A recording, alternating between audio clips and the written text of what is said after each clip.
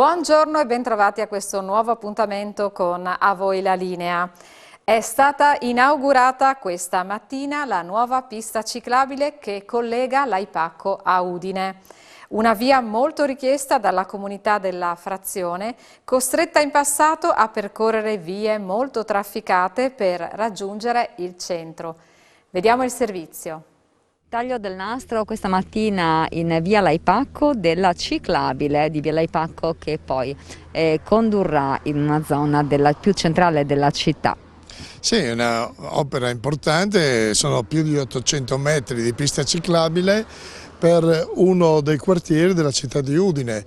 Qualche volta qualcuno dice che pensiamo solo al centro storico, questo è l'esempio invece che ci teniamo anche alle nostre periferie. Abbiamo voluto realizzare quest'opera che è per i ciclisti ma anche per i pedoni, per permettere alle persone che vivono in quest'area della città di poter raggiungere il centro in sicurezza utilizzando la bicicletta ma anche a piedi. È un'opera che ci ha costato quasi 500.000 euro, ma siamo contenti di averla realizzata anche per dare un servizio a chi vive un po' in periferia.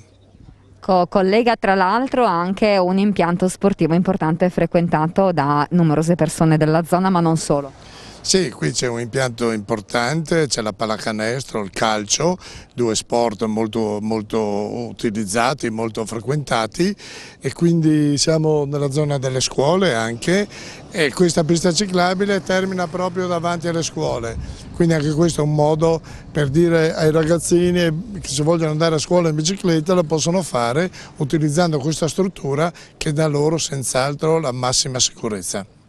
Allora grazie al sindaco di Udine, adesso sentiamo il vice sindaco per la parte tecnica di questa pista ciclabile. Ci troviamo appunto in via Laipacco, qui la pista ciclabile è stata costruita, sono 800 metri circa, dal parcheggio fino a in via Butri, il costo più o meno è di 470.000 euro diciamo in generale, che comprende anche la progettazione, gli studi che hanno fatto. Il materiale usato, a parte il colore proprio, che è quello rossiccio, è un materiale drenante. Cosa vuol dire? Vuol dire che sì, stabile, perché è liscio, si scorre abbastanza bene, ma drena, cioè praticamente ha la particolarità che durante le grosse piogge non si formano pozze eccetera eccetera che possono pregiudicare la stabilità della bicicletta, del mezzo, e anche proprio essendo anche pedonale lo stesso percorso da parte dei pedoni. Inoltre qui, se vedete, c'è anche tutta una serie di accorgimenti tattilo-plantari, che vogliono dire per i ipovedenti,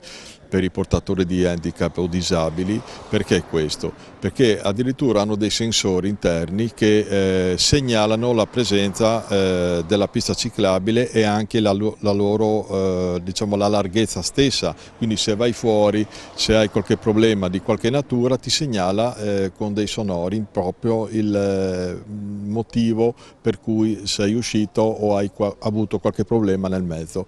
Questo lavoro, diciamo, non è stato fatto solo con l'esproprio poi di una parte dei terreni privati, perché non riuscivamo a farli stare nelle proprietà del comune dei 2,5 metri che ci sono, ma addirittura abbiamo fatto anche una serie di rettifiche sui sottoservizi. Gli impianti telefonici sono stati rifatti, le linee telefoniche, ma soprattutto gli allacciamenti diciamo col CAFC, che ringraziamo anche, per quanto riguarda la parte idrica di collegamento con le abitazioni. Per quanto riguarda invece l'aspetto dell'elettricità, ovvero della luce, tutto l'impianto è stato già trasferito l'anno scorso nella parte che vedete destra, quindi praticamente abbiamo rifatto la pista ciclabile nella sua lunghezza e larghezza, rifacendo anche tutti i cordoli, perché prima praticamente quella parte di marciapiede non aveva i cordoli a norma, e con le nuove norme che sono uscite anche l'anno scorso abbiamo approfittato per inserire all'interno sia del materiale sia degli accorgimenti quelli che sono i dispositivi che il Ministero ha dettato nella mobilità lenta, la mobilità lenta che sarà sempre più il cuore, diciamo, degli interventi delle amministrazioni comunali, dei comuni in generale, perché adesso andremo ad approvare anche il biciplan e proprio col biciplan questo collegamento è stato inserito che andrà a confluire con l'altra pista ciclabile che è nel programma, nel progetto. Ovviamente questo porterà avanti i lavori per anni, ma intanto si incomincia a intravedere quello che è quelle che sono le linee guida. L'Estizza ieri ha ospitato il 62esimo congresso dell'Associazione Friulana Donatori Sangue, in cui sono stati premiati i donatori storici e quelli meritevoli. Telefriuli ha seguito in diretta tutta la cerimonia. Sentiamo le voci raccolte da Daniele Paroni. Sindaco, allora di fatto questa passerà alla storia come il congresso della ripartenza. Sì, il congresso della ripartenza, tra l'altro dobbiamo anche ricordare, non mi stancherò mai di farlo, che è stato molto sofferto perché le limitazioni, questa piazza che oggi sembrava piena poteva essere naturalmente raddoppiata come numero di persone, questo non toglie al fatto che comunque credo che la manifestazione sia alla fine poi riuscita bene, ci sono stati gli interlocutori che comunque sono rimasti soddisfatti ed è un premio a questo comune che ha 4 associazioni donatori di sangue, credo che su 6 frazioni ne hanno 4, insomma non è che servono grandi commenti. Insomma. Ho visto che hai fatto una bella espressione quando il Vescovo ha fatto un passaggio sul dono di Dio. Sì, è vero, sul dono di Dio, infatti ho iniziato il discorso con una citazione di San Francesco che è la prima cosa diciamo, che deriva dal dare è proprio il gusto di dare, quello di ricevere un regalo che poi naturalmente è un dono di Dio, come aveva detto il Sua Eccellenza Monsignor Andrea Bruno Mazzoccato ha ricordato che le associazioni sono un regalo di Dio, in questo caso le parole di San Francesco proprio calzavano a pennello. Samantha Passone, la Presidente della sezione donatori sangue di Sclaunico, ha parlato a nome dei suoi colleghi di comune, era emozionata. Molto, questo congresso per noi rappresenta oltre alla ripartenza anche l'unione di 4 sezioni. Premetto, Sclaunico è la sezione che nel 1966 si è staccata dalla sezione comunale, quindi la FDS ha fatto un po' di storia con noi di Sclaunico. Il senso della responsabilità c'è stata per la mia sezione, 55 anni sono storia, il nonno mio era fondatore della sezione, quindi tante cose le devo anche a lui. Siamo 4 giovani, ci siamo uniti fin da subito, c'è stato un po' questo tiro di discorsi, alla fine era giusto rappresentarlo il discorso da chi, come la sezione di Sclaunico, ha fatto storia per la FDS. Sono con il vicepresidente nazionale Alessandro Biadene. Ecco, lei oggi di fatto ha detto quanto il Friuli Venezia Giulia, seppur piccolo, è grande. Sì, nel senso che ho trovato dei valori che è sempre più difficile trovare nel resto d'Italia e però, come ho detto, mi sono trovato con questi valori molto bene, perché io vengo da una provincia che ha le stesse caratteristiche di povertà del territorio, per cui la gente è tenace, abituata a sacrifici e quindi attraverso questo a mantenere vivi i valori che contano, tipo, come ho detto, la famiglia, tipo il rispetto degli altri, il rispetto delle regole, l'altruismo, la solidarietà, che sono valori che purtroppo in altri ambienti si sono persi. Quindi questo ho apprezzato e sto apprezzando. Senta, con 3 aggettivi, che cos'è il donatore? Ma il donatore è colui che, senza un interesse precostituito, fa un qualche cosa che a lui costa molto poco, ma che può aiutare tantissimo gli altri. Riapre la scuola elementare di Ciconicco Villa Alta. Sono infatti terminati i lavori di sistemazione dell'edificio giusto in tempo per l'avvio del nuovo anno scolastico. La struttura ha visto passare per decenni intere generazioni della zona. Ricostruita dopo il terremoto del 76, una quindicina di anni fa, ha rischiato di essere chiusa, ma grazie a una sollevazione popolare ha continuato a svolgere il suo ruolo. Vediamo. Mi trovo davanti alla scuola elementare di Ciconicco Villalta, con noi il sindaco di Fagagna Daniele Chiarvesio. Questa struttura è importante per la comunità, non solo per delle 2 frazioni ma anche per l'intero circondario, perché ha varie vicissitudini, ha avuto varie vicissitudini, ha anche un'importanza dal punto di vista storico per il territorio. Ricordiamo che è stata praticamente ristrutturata, completamente completamente ricostruita dopo il terremoto del 76, poi una quindicina d'anni fa ci sono stati problemi perché sembrava che la scuola dovesse rimanere chiusa, c'era stata una sorta di sollevazione popolare e la scuola è ancora qui, a testimonianza della volontà dei cittadini di avere un punto di riferimento sul territorio. Adesso è stata ristrutturata anche con fondi del Ministero.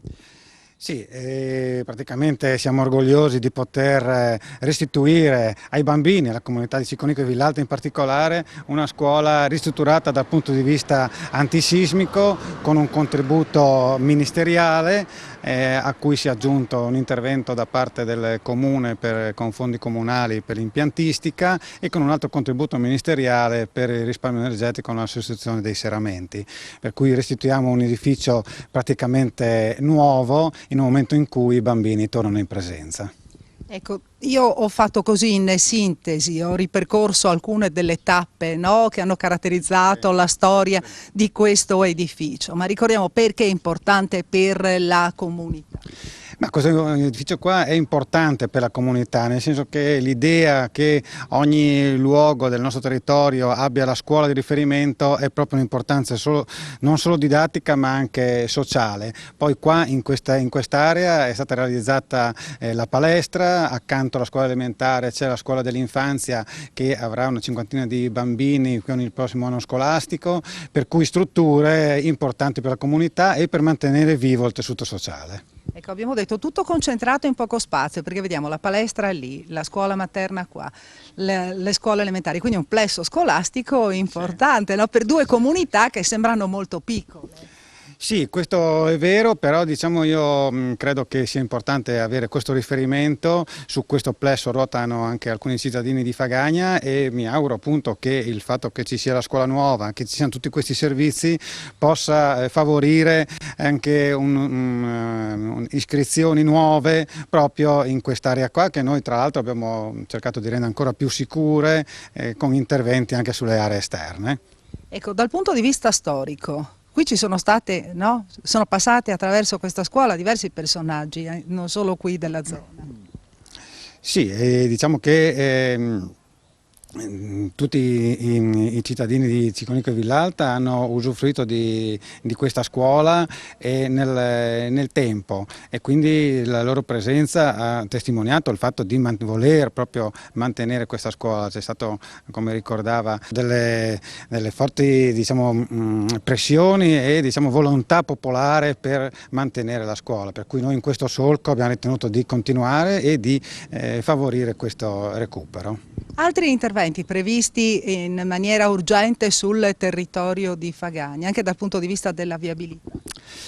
Ma ecco, io ricordo, mi soffermo sul discorso delle scuole perché abbiamo in avvio proprio l'intervento di adeguamento antisismico della palestra delle scuole medie, che ci rendiamo conto sarà un intervento che potrà mettere un po' di disagio, ma proprio per il principio di mettere in sicurezza sempre tutti gli edifici scolastici intendiamo portare avanti, anche perché anche questo è sostenuto da un contributo ministeriale e il Ministero, diciamo che con un cambio di passo non ha più questa molta disponibilità nel concessione di proroghe, per cui ti danno i soldi, devi fare il lavoro, altrimenti i soldi tornano a Roma. Ecco. Quindi bisogna agire immediatamente per non perderli. Sì, bisogna agire immediatamente, qualche volta si riesce a fare dei lavori durante il blocco delle lezioni, qualche volta no, per cui io confido sulla collaborazione della scuola, dei docenti, della dirigente e delle famiglie, perché cerchiamo di fare queste cose per mettere appunto in sicurezza i locali.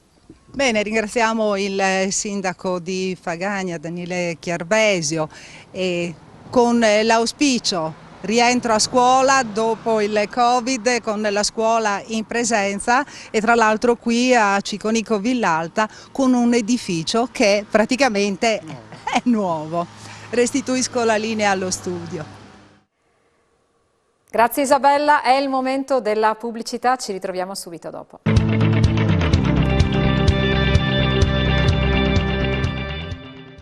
Ben trovati per la seconda parte di A voi la linea.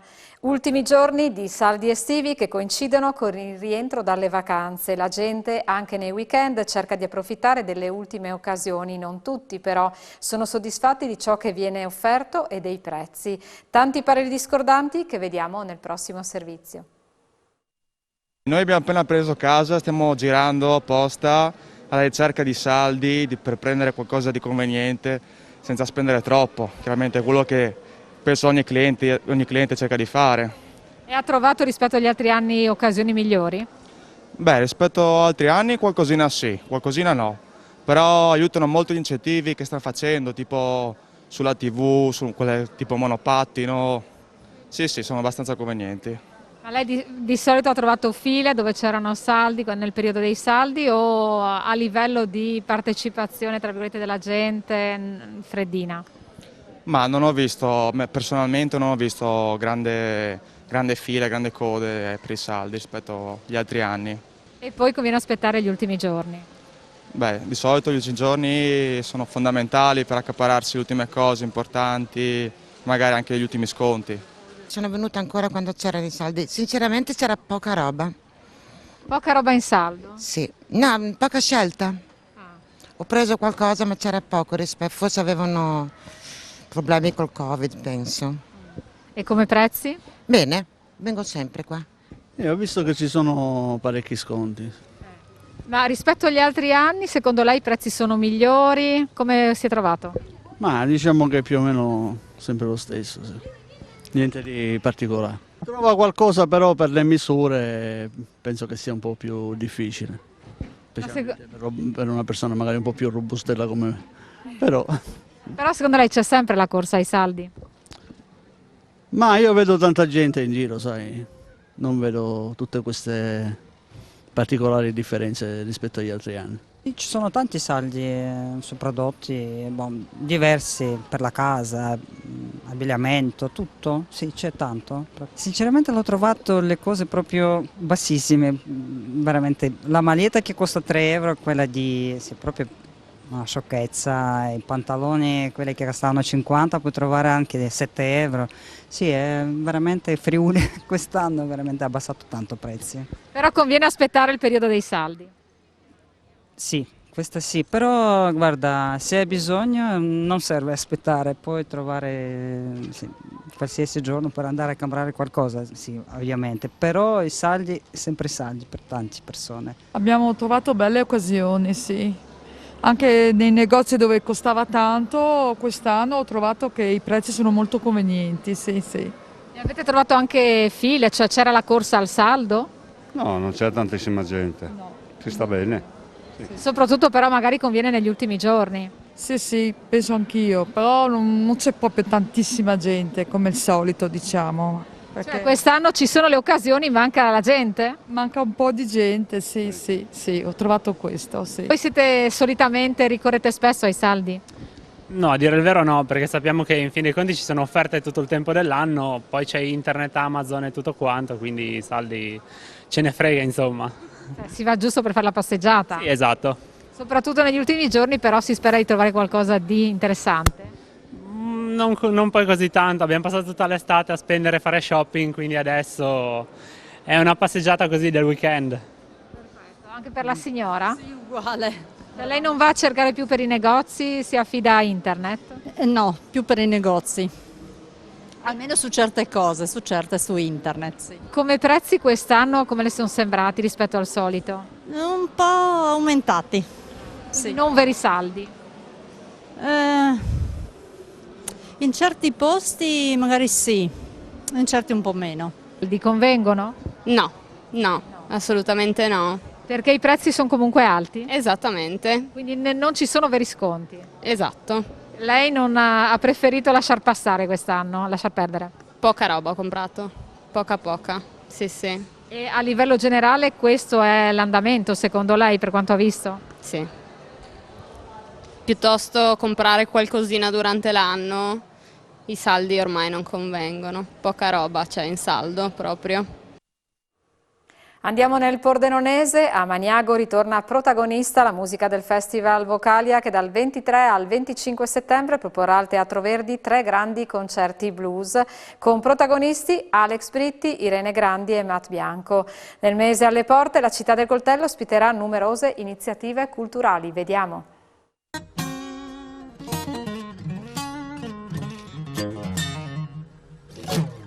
Ritorna Vocalia, il festival musicale in collaborazione con il Comune di Maniago, dopo la sospensione forzata per la pandemia con appuntamenti importanti. Siamo con Gabriele Giuga che è il direttore artistico della manifestazione. Sì, infatti torniamo con una edizione che è un po' anomala rispetto alla tradizionale collocazione temporale del festival che normalmente si tiene in primavera. Invece questa volta noi torniamo in autunno con questa edizione che inizia il 23 settembre, giovedì, venerdì e sabato. Anche questa è un'anomalia perché normalmente abbiamo 2 fine settimana, invece abbiamo concentrato in 3 giorni 3 concerti di Vocalia. Una edizione dedicata a uno sguardo un po' laterale al blues, perché partiamo con Alex Britti, che è conosciutissimo per le sue doti di bluesman e anche per cantare, per fare un blues all'italiana. Poi abbiamo Irene Grandi con un progetto nuovo per questa cantante normalmente abituata al rock, perché lei ritorna alle sue origini con il blues, un programma Io in Blues, e chiudiamo in grande con i Matt Bianco, una band inglese, per dimostrare un poco quali sono le strade che ha seguito il blues successivamente alle origini. Quindi partiamo da un blues nostro, poi passiamo alle origini di Irene Grandi e il futuro del blues o le varie forme del blues con i Matt Bianco sabato 25 settembre. Tutti i concerti sono alle 21 nel Teatro Verdi di Maniago, i biglietti saranno in vendita online dal 6 settembre oppure anche a Maniago nel Museo delle Coltellerie. Naturalmente Green Pass obbligatorio perché per questi eventi è richiesto. Per adesso sì, noi speravamo che le cose fossero diverse, invece siamo ancora sottoposti alle normali indicazioni diciamo, contro la pandemia. Abbiamo soltanto 200 posti, per questo un teatro e un festival che forse meriterebbe una presenza maggiore, però 200 posti sono quelli che sono autorizzati per questo concerto. Da sempre Vocalia richiama grandi artisti e anche quest'anno insomma tutti e 3 cantanti di grandissimo spessore. Beh, in realtà sono 20 anni perché è la 14ª edizione, ma il festival è iniziato nel 2001. Abbiamo avuto nomi importanti, guardando un poco quello che è successo negli anni passati, forse all'inizio non pensavamo che sarebbe andata così, invece abbiamo veramente grandi nomi italiani, Gino Paoli, Patti Bravo che è stato un concerto splendido, ma anche Marianne Faithfull, poi abbiamo avuto Joe Zawinul per esempio. Insomma, andando a guardare la storia del festival veramente siamo contenti delle persone che hanno frequentato Maniago in questi 20 anni, sebbene con qualche interruzione oppure anche con il fatto del Covid, però ritorniamo davvero con grande entusiasmo per il pubblico di Vocalia e chiamiamo tutti quanti a Maniago, che è una città che sta dimostrando davvero un grande dinamismo in questo campo. Anna Olivetto, assessore alla cultura del Comune di Maniago, un'occasione sicuramente importante per valorizzare la città e anche la cultura della città. Sì, infatti siamo davvero felicissimi di poter ripresentare Vocalia, anche se in una versione autunnale. Solitamente insomma, questo bellissimo festival di musica internazionale si teneva in primavera, però insomma, lo sappiamo tutti, stiamo uscendo da una situazione di emergenza, quindi l'importante è comunque che Vocalia sia di nuovo protagonista sul palco del nostro Teatro Verdi. Vocalia è un festival di musica importantissimo per la città di Maniago e non solo, perché rappresenta un evento importante nel panorama delle attività culturali del nostro comune, della nostra città.